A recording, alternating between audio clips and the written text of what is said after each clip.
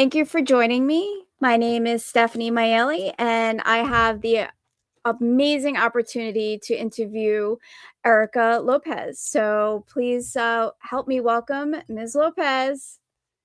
I'm here. Hey, Hi, Stephanie. Erika. How are you? I'm great. Nice to see you again. Good to see you. Good to see you. So I'm going to briefly read your bio, and then we can kind of get into our talk so that the audience can learn about the amazing stuff that you're doing in Malpelo.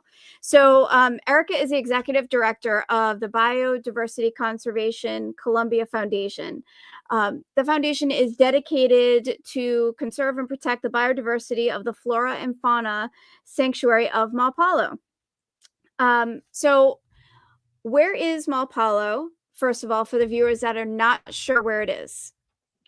Well, first of all, Malpelo is the only oceanic island that we have in Colombia. It's located 500 kilometers away from the shore.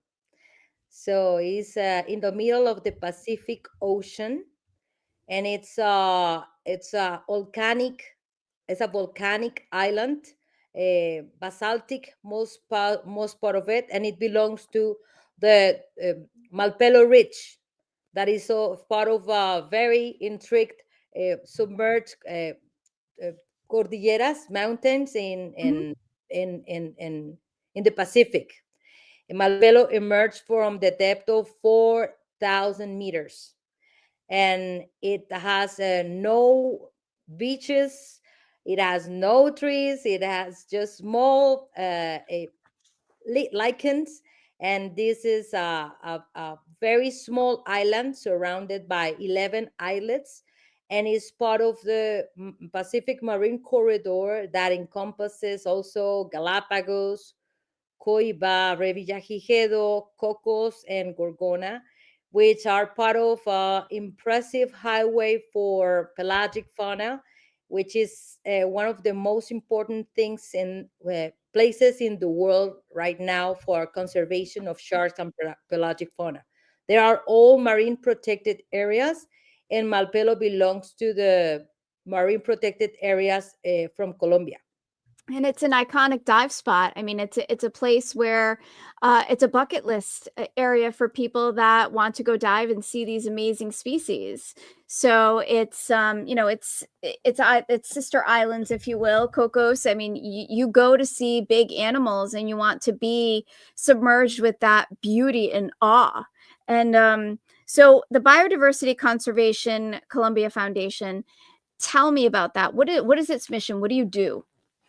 Well, first to know what the foundation do is maybe a little bit of the history of me in on the island and why we started this foundation Yes. to begin with.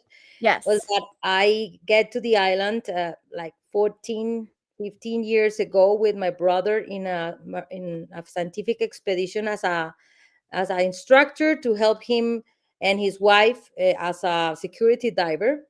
And when I get to this spot, I was invited over, and I just like was completely impressed, amazed, and changes everything and now that I know about sharks and places like this. I have never seen.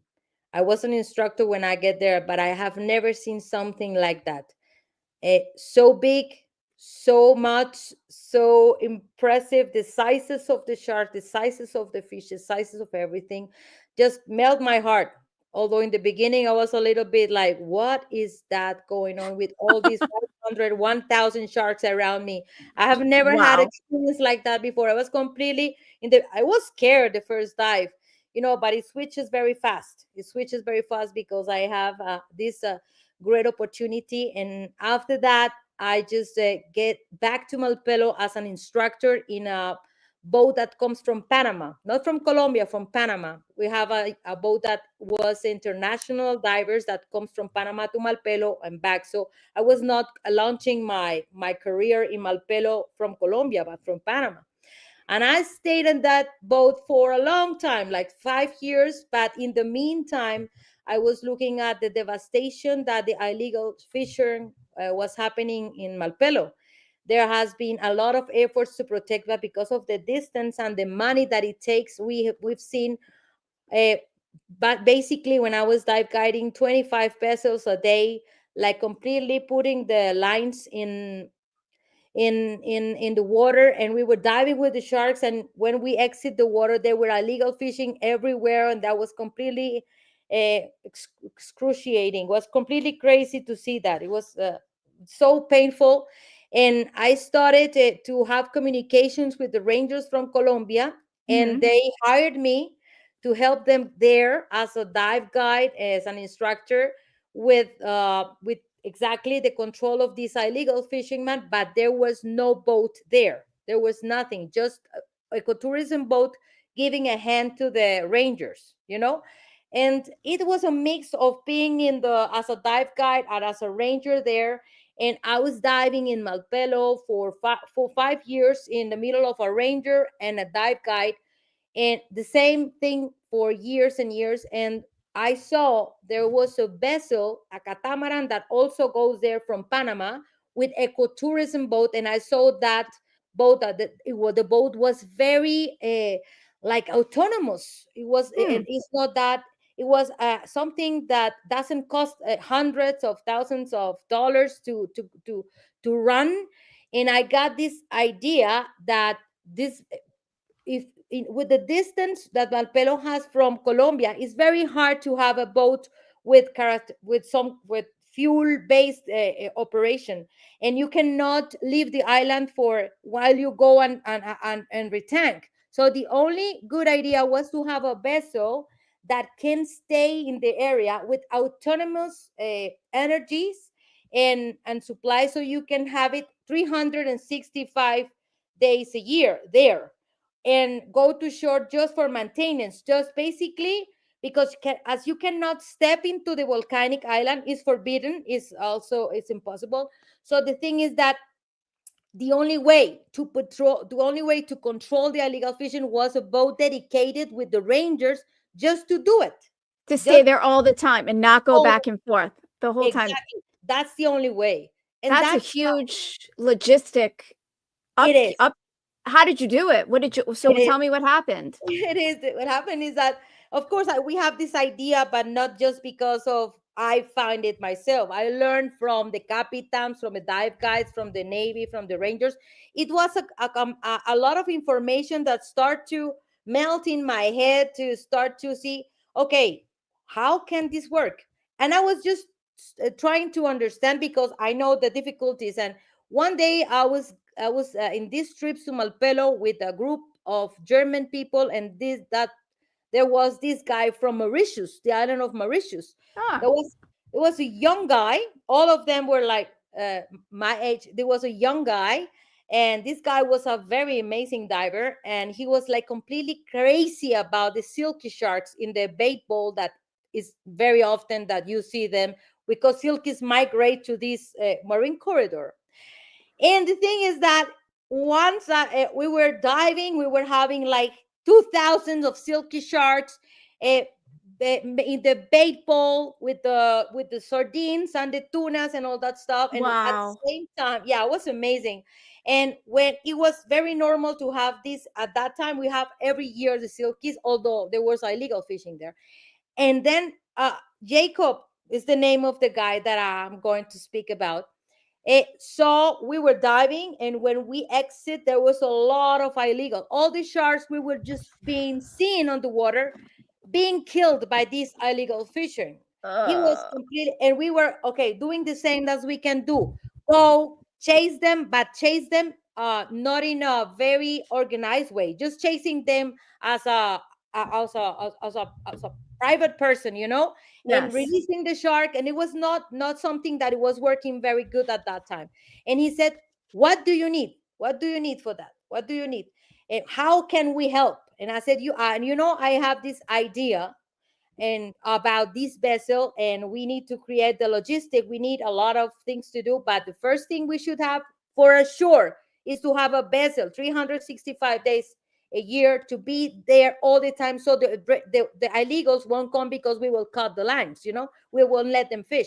And he said, I will give it to you, that boat. A How 28-year-old guy. how long ago was this? That was in 2015. Wow. And he said that, and I was like, is that possible? This miracle happened like this? And this guy was very young. And he said, I will make that happen. I will be with you in this journey because this is something we need to do. And this guy get back to Mauritius and his family and talk about this project. And they say, we are in. Let's create this project. Let's do this. Wow. You must have been so excited. It's a dream that you manifested. It came true, and it's a passion. I mean, the way that you speak about the sharks, I want to go to Malpelo and visit you, but I want to be in the water with the sharks. They're beautiful It's, creatures. it's super. So, what is your favorite species? Well, all of them, but yeah, the ones that are like, because there are all, sharks are, depending on the species, they have some, in my experience, no, what I have seen is they are all their personalities, Oh yeah. all kinds of behaving with people and Yes. interacting, especially in places when there's no human interaction, like feeding or doing something different. No feeding there, of course. There's no need. And the I guess hammerheads are quite the golden retriever of the shark. Really?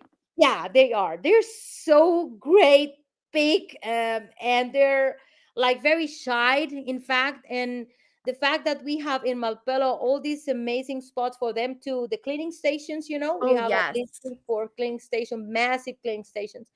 And you have to be very cautious about how you get to these spots without interfering how they are being cleaned up.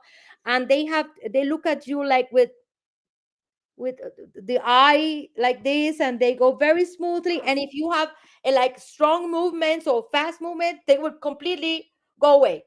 So even though you have to create a kind of behavior next to them, silkies are really not shy at all. They like to come close to you, they want to inspect you, they want to see you.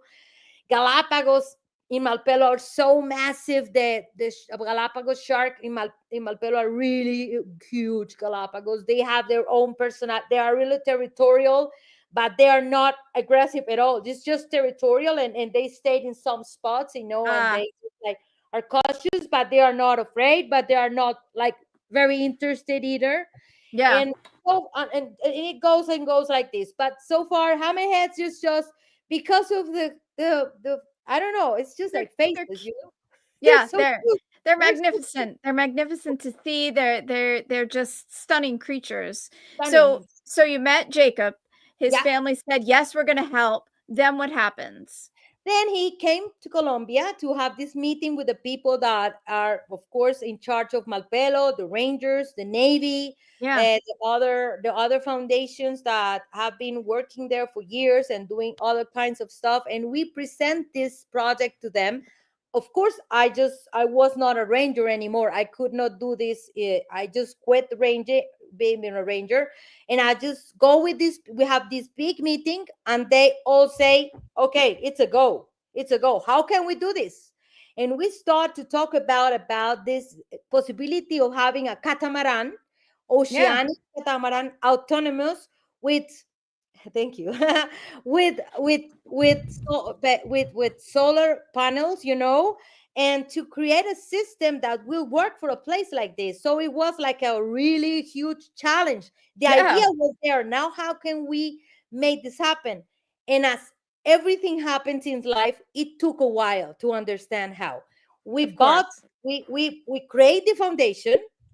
We created in Colombia so we can make the agreement with the Rangers. We have an Yep. agreement till 2037 and to go, forever. It's Wow. forever. But we have this arrangement with them, and we created this alliance in which we will put a catamaran and the Zodiac and a crew. We will put the crew, and they are going to put the ranger on board, so we are allowed to do just that. Have the ranger on board, have the crew, trained crew, and marine crew. Marine is a career. No, you need to be Oh, a captain, yes. you need to be a mechanic. So the challenge was to find the perfect crew for a challenge like this, because the Rangers were already in. So it was my duty, without not knowing anything about boats. I'm a professional diver. I was not a boat owner, so it was a challenge from the beginning.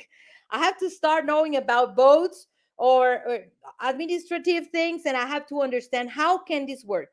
We started, as normal, making a lot of mistakes. Oh, We yeah, started, yeah, of yeah, course. a lot, like 10 out of 10 things, 9 was mistake. One was the thing that we did good. But Jacob and his family were very patient while I was learning.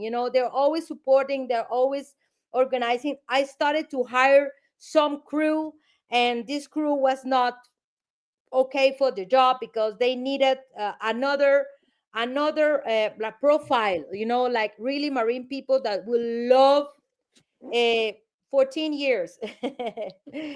They love to be in the ocean and are used to live there, because one thing is to go 10 days and come back to land and go back. Another thing is to live on a boat, 50-foot catamaran, 50 foot 55 feet, I'm sorry, 55 feet catamaran, very small, Yeah. very good catamaran, and 30 feet beam. So it's a very small platform. So the challenge was to have the perfect crew for that. To put the Yes. story short, it took me 3 years to completely organize not just the crew, but the way that we will be having the food, so we don't have to go back to land and come back to Malpelo and lose a lot of time and lose the project. So we started with 36% of coverage. It means we stayed 36% of the year in the beginning. We started to evolve to 57, 86, and we are reaching now 95% of coverage of the island of the year. So 322 days without leaving the area, because during this time we make an amazing alliance with ecotourism boat, especially the Ferox boat that goes all week there. So Yep. they help us just to help us. They bring they take food, the fuel for the Zodiac to patrol the island. They take the all the supplies and they take my crew, and we so that way we can Switch. switch the two crews we have. So they stay 1 month and a half, more or less, and then the other crew go there and we switch. And that way we stay the longest time without leaving the area, by the help of this amazing Colombia Dive Adventures ecotourism boat that they're always helping us with that. Otherwise, we wouldn't be able to stay in Malpelo. So remind the viewers, how long of a journey is it from the shore to Malpelo? How long does that take? It can take up to 28 hours. It Okay. can take up to 28 hours from Buenaventura to Malpelo, depending on the conditions. Yes. But it can get up to like 35, 40 hours, depending on what can. Basically now, because of the experience these people have and the knowing how to make the travesty, they take from 24 to 28 hours to 33 hours, to be like an average, because it can go up to the most part of the time. For example, I give you an example because you have to deal with many things. If you are going to Malpelo, for example, you start today at 9 p.m. You stay the whole day tomorrow traveling there, and you get there just at 5 a.m. Just that's more or less the way things work out to be able to get into the place with some lights and stuff. So basically, that's how it works. From 9 p.m. this night, you'll be there the day after tomorrow at 5 a.m. in the morning. That's Wow. likely. So the planning alone, because obviously it's not easy to go back to shore if you have forgotten something. So Oh, there no, must be no. contingency plans upon contingency plans if you needed something, and having these alliances. Yes. It's stunning to be able to create all of these alliances with different Yes. entities and making it all work for the purpose of protecting Malpelo and the flora and fauna, and it's stunning how it's all come together. And 2015, that wasn't too long ago, so to be able to create this from idea to it actually working and working well is amazing.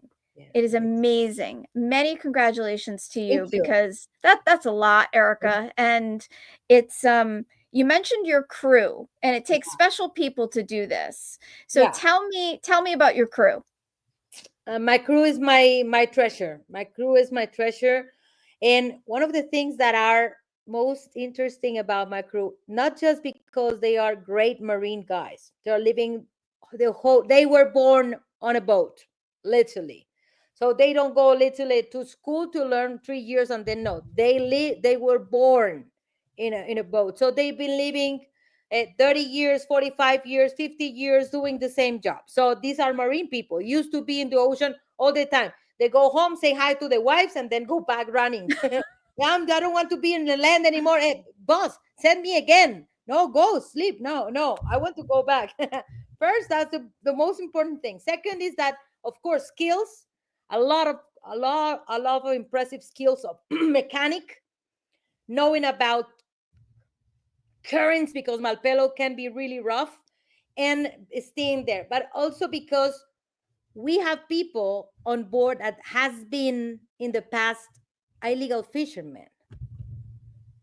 My last acquisition, which I call him like that, he knows that I'm calling him my acquisition. Your One acquisition. of my new capitan, and they all know about fishing, but this guy was a former finning guy.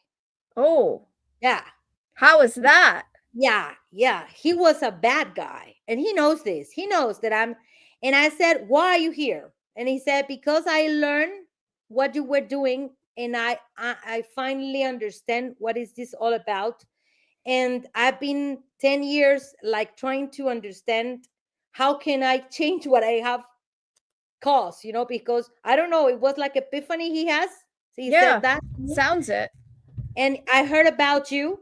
I heard about you. We know who you are. We all Of we are course. illegal. We all know who you are and what you're doing and with the Rangers. And he said, I don't know why I end up talking to you. And the thing is that now I just want to give you not just my expertise, but also I want to help you understand how to do this with my knowledge. If I can give you, and I am literally with this guy sitting writing on a book, which is a lot of things about how do they operate, Yeah. and Yes. although we have amazing results so far, we actually, it's not that he changes everything, because it's not. Everything was completely going well. I'm going to tell you the result about what we were doing, but it's giving me like a lot of information about how can be.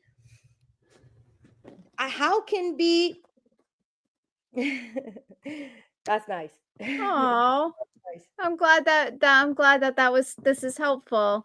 That's fantastic. That's fantastic, Robert. So super.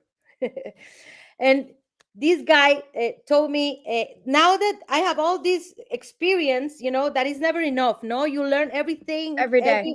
every day, and I'm just like on a sponge trying to understand what how do they get there. Where does it start? Why do they end up doing something like so criminal? What are the reasons, so we can actually go to the bottom of the problem? The Yes. bottom of the problem, of course, is just overfishing and a consumption of sharks, in talking about two items completely related but in different ways. But how can this happen? How can a person will take a life at risk and grab a boat and navigate all this way from Ecuador or from Costa Rica to get to Malpelo, to live in these small boats without any proper food, or just being in the mercy of the oceans, Yeah. just to be there and cut some. And yes, it has given me a lot of information that it's it's being processed, because I think I need more people to help me because we're struggling with this. We're all suffering from the same pain. No, we are all that we are here right now talking. We are the Yes. convinced one. We are the convinced one. We already know that we want to do something, but we Yes. need to put our heads together, and with all this information and what's happening, give a solution, a proper solution, or at least start what we call like a call for action. Yes. Oh, yes.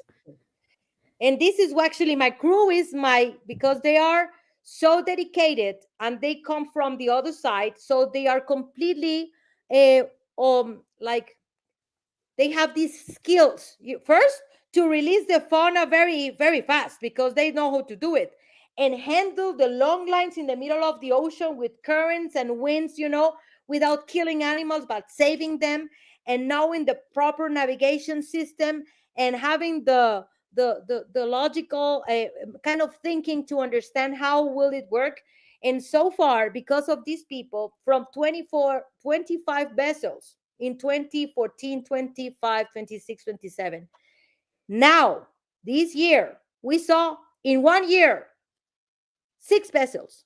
The Wow. whole year, starting with 25, 8, 10 a day, and in a week 50, 60, depends. No, but now we have 6 sites of Wow. in 1 year, and all of them were immediately uh, stopped from illegal fishing, so they were not allowed to fish, which is actually our goal. Not Yes. to process them. We are not lawyers. We are not going that way. This is not our way. This is a complete different process.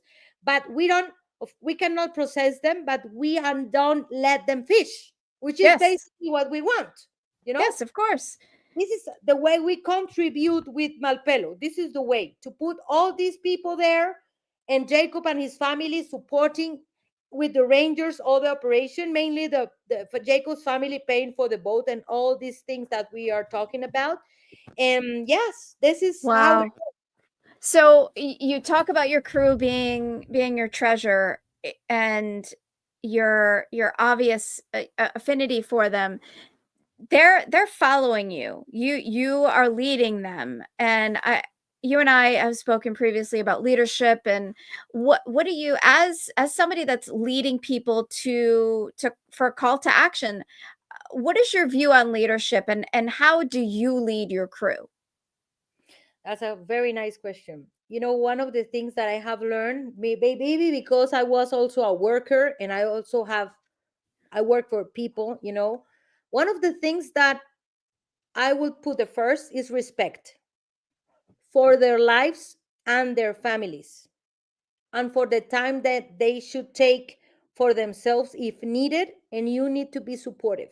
You know, it's not that because they are there, but if someone has a problem with their family, they need to come back, and you should be able to let them come back with no regrets, put someone else to give them a hand, and to be as helpful as possible. With the sharks, it's just and with the fauna and what we protect is because they are marine people, they're used to other things. It's just that it, treat them and let them.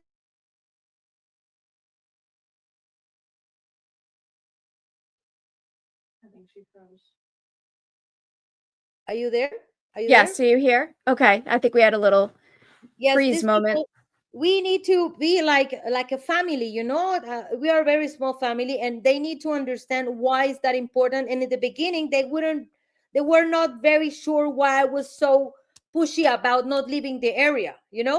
And somehow in during the time, I taught them, you're literally killing yourselves every day, 24/7, patrolling the area for months. And if you leave the area, all the effort you put in not letting these people fish is for nothing, because they're going to devastate the ocean.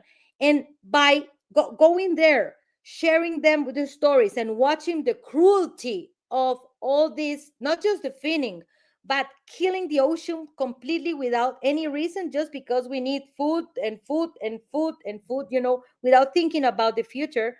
And this is the thing they get to realize. You need to treat them as part of your family first, with respect, give them time to process stuff, but also inspire them and give them more tools to work, whether it's radios, and have them in the best possible way there. So they have TV with a lot of hundreds of movies, Starlink all the time, the Ah, only way that works.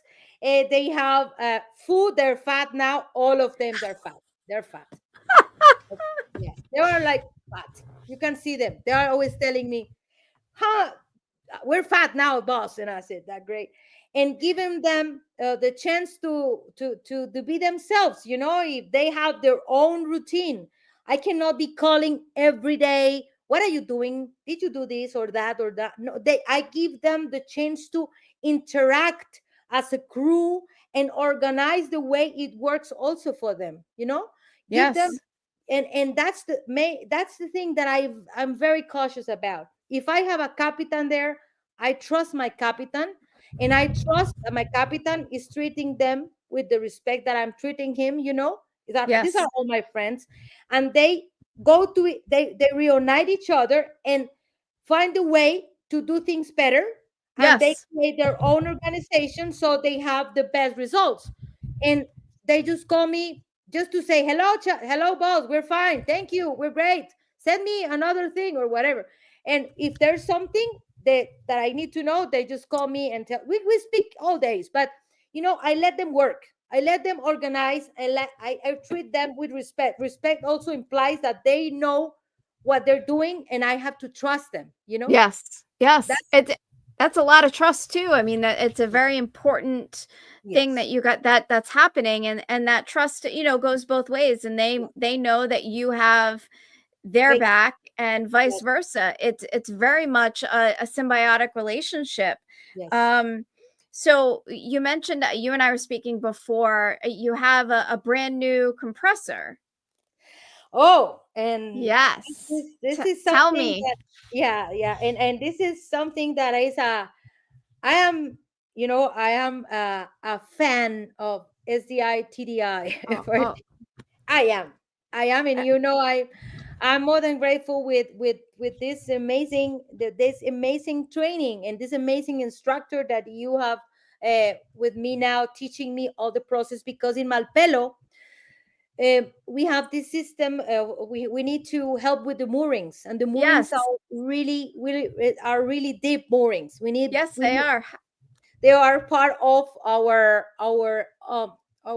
agreement with the rangers. Because I've been doing moorings for a long time, but and I have to say that out loud, part of my things in Malpelo, doing the moorings for almost 14 years now, helping with the moorings on air at 65, 67 meters, with a long decompression procedures in the middle of the ocean, and with currents of 4 knots. And someone has to do that. And at that time, I haven't had the chance to evolve the way I'm diving in Malpelo.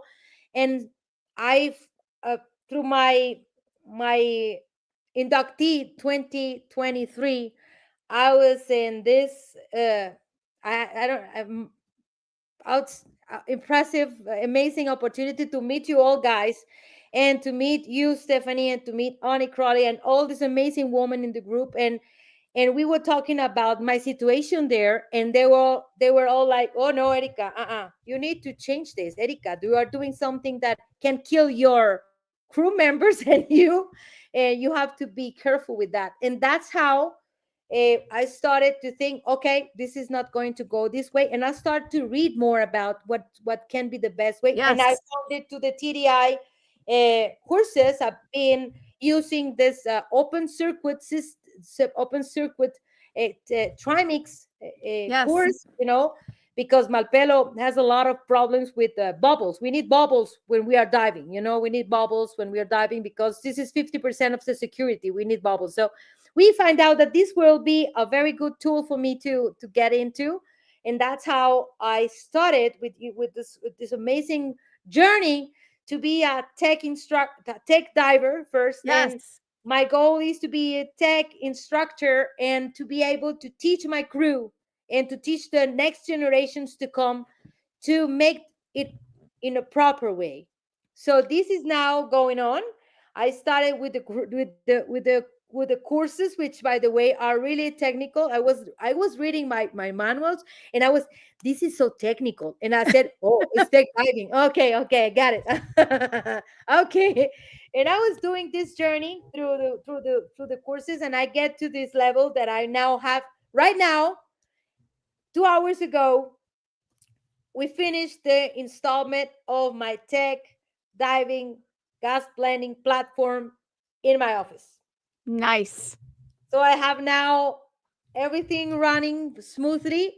And the next goal is going to be to go to your country and continue my training to your amazing, stunning enterprise company and Oh, complete my instructor level training so I can get back to Colombia and train my crew and the next generation. I know it's and I have to, Stephanie, this is because of your help, and I, you have no idea how happy I am, because this is the next generation for many things that can come to the Pacific side to have all this technology. And I get to know your work just there. And the it was just like that. Otherwise I will be doing the 3 hour and a half deco dive. yeah, so and you mentioned the next generation. So I know that there are people of all ages watching this, but you and I have also spoken about kids and how they need to know about these marine parks and these sanctuaries and why the sharks are important, why they're uh, there have been economic studies that the sharks are actually worth a lot more alive than they ever will be dead, and trying to educate the younger generation so that this understanding cements and it's carried on and on and on. Do you work a lot? Do you work at all with children, or how are you trying to get that word across in Colombia, for example? You, yeah, that's great. This is the next step. I'm trying to get into that, because for that you need to be able to create with content that is especially for kids, because you have Yes. to, no, because what we do is very like very specialized thing. And I'm trying, because and now that I have all these opportunities, I'm creating, people are coming to me asking me about education, because we all know that that's where it goes. That this is, we're doing this, but if we don't educate people to do it better, because evolution means the student must be better than the student must overcome the maestro, the master, the Yes, teacher. yes, yes, yes. This is Yes. evolution, and that's how I see, of course, the diving and on the ocean. um we are all ocean people. Even if we don't go to the ocean, we belong to the ocean, we are part of the ocean. Everything is part of the ocean, everything is it's completely intercommunicated, and we need Yes. to be able to take the ocean to the shore. And I've seen a lot of people doing amazing jobs about making books and making videos and making programs and making all that stuff. And I am trying to see how, in my expertise, can I contribute to the education by joining all these impressive possibilities. For example, there is one that I like very much, that I'm trying to get into this, because there are people from all kinds of cultures, all kinds of age, and all kinds of availability, economical availabilities. Yep. And I believe all of them have the same right to be able to get the information, because we all, Yes. and we need to make sure that not just the privileged children have access to the information, because it's not about privilege, it's about everybody must know the same stuff. Knowledge Yes. is should be for free. Knowledge Yes. should be something you give for free to everyone. This is the only Yes. way that humanity can raise up their impossibilities. So now I think about this, and because I live in this Colombia, and I have these places that are not, they live close to the ocean, but there are many kids that never go to the water, and they have a lot of things that they need to learn. And I found this is new for me. Remember, I'm 52. This is a new technology for me. I'm just learning this. these devices that you The put VR.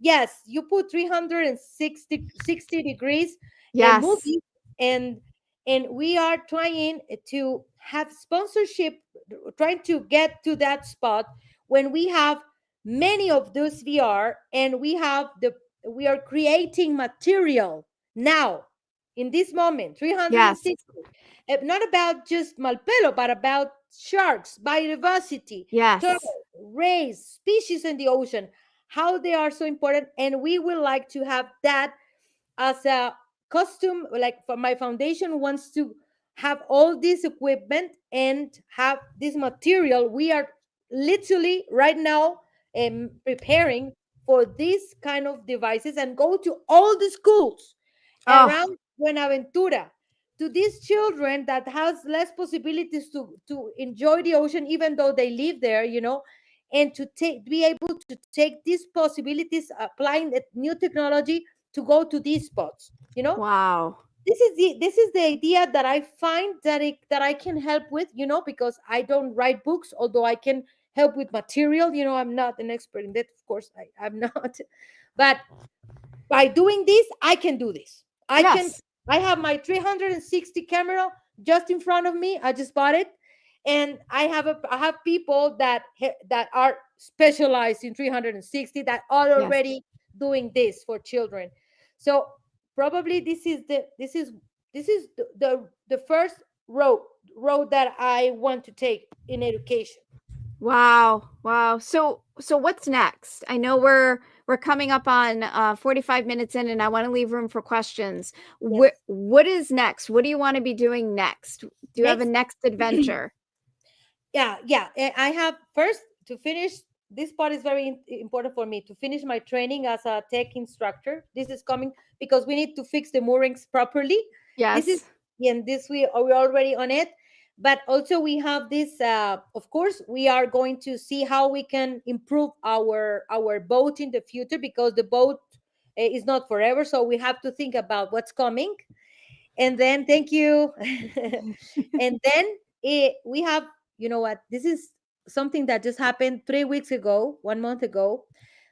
Someone called me from a, I don't know, I haven't never been there before. And this is an amazing woman that works in the Afro-American community in the Buenaventura, that is interested in creating a reserve, a private reserve, to help with the turtles that she has been trying to save for years Wow. now. And she wants us to give them a hand to plan and to give them a hand with the proper work, proper papers and Yes. management of the reserve. I'm not expert in making reserves, but this lady wants me to give him a hand, so I'm trying to figure it out how to make this place available, so she can help more than 1,000 turtles to reach the enough maturity to be able to be released in the ocean. And Wow. she wants to work with the children community doing That's that. And fabulous. yeah, this has just happened a few weeks ago, and I said, oh yeah, I'm in. Oh yeah, I'm in. And I love it. yeah, that's the, I'm working, outside. We're working outside in the middle, but this is all connected. And if I can do something to give her a hand, of course I'm going to be asking a lot of people that runs this kind of programs somewhere else to ask them for advices. Yeah, How of can course. we do this? Because you send me these pictures of how they try to get in the water, but they're so small, and because of the pollution, they're not good enough to go through all that garbage. So it's a mixed project about cleaning these beaches when there is places, because not all the beaches are protected. Most Yeah. part of them are not. This one is not protected, so, and there's a lot of garbage. So these small turtles are not able to get enough size to get into the ocean, and Uh, not just clean up, but also to try to give them a hand to grow a little bit bigger, and to be able us to release in the ocean, so they have more chances to survive. that So is this is, fabulous. and also the 360. This is all going on at the same time. Yeah, there's a lot going on. There's a Yes, lot going on, but you have so much energy that yes, I coffee think and yeah, coffee. Yes, coffee, and you just have an infectious personality. I've always said it, and you just make Thank you. people want to be better and do better. Just Oh my gosh. you're just so happy and invigorating. Thank you. It's kind of like it's like I just took a little caffeine talking to you for the past hour. So I'm like, I want to go save the world now. So it's I love talking to you. I always have. Thank you. Um Thank you, Stephanie. I love to talk to you too. You're great. I love you. So let's see. Okay, Elise, keep shining, Erica. Good work. I would like to assist on the turtle project too. So, good question. So, how I know the Women Divers Hall of Fame. We have social channels, websites. So maybe Erica, we can you can post on the But of What Off site yes, about the turtles and where yes, people can be yes. impactful and be helpful. So great. Yes. Yes, of course, Perfect. of course. Perfect. I will make sure that I post that. I'm gonna know how to do it, and probably we'll talk later a bit more about this, so you can give me a because yes, of course, that would be amazing to put in a Yes. widow. Of course, Absolutely, absolutely, and it's a great What Off is a great What Off, meaning Women Divers Hall of Fame, yeah, is a great platform with just getting messages out there. And I say this on every podcast, but the Women Divers Hall of Fame is celebrating 25 years this year, and they have done a phenomenal job in raising awareness, raising money for grants and scholarships. It is nothing short of truly phenomenal that we have been able to put that out there to elevate voices. To your point, Erica, education should be available to everybody. yes, And the more educated we are, the more we raise humanity, and we really help each other out. We pull each other up instead of smashing each other down. exactly, And I exactly. think the Hall of Fame has done an amazing job in raising awareness and raising funds to help others. So and getting that information there on our social channels and our website.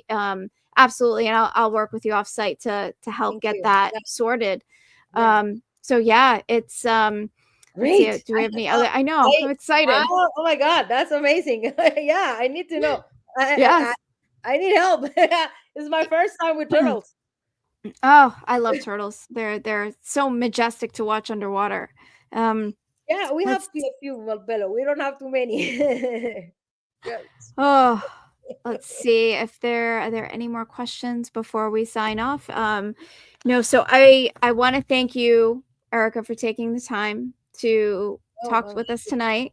And so all of the Biodiversity Conservation Foundation, you have there are tags all over this podcast. You can find Erica and her work through the Conservation Foundation.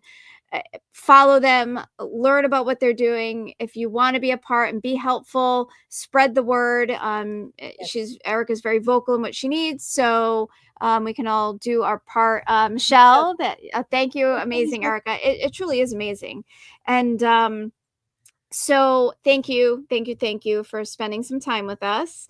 And next month, I have the opportunity to interview Liz Taylor, and I am very much looking forward to learning more about the deep ocean exploration and research marine company that she runs, what she does, and I think it's going to be a fantastic interview. So check the What Off site for times and day, and we will see you then. And again, thank you for taking the time to spend an hour with me and allowing me this opportunity to interview some amazing people. Have a good evening.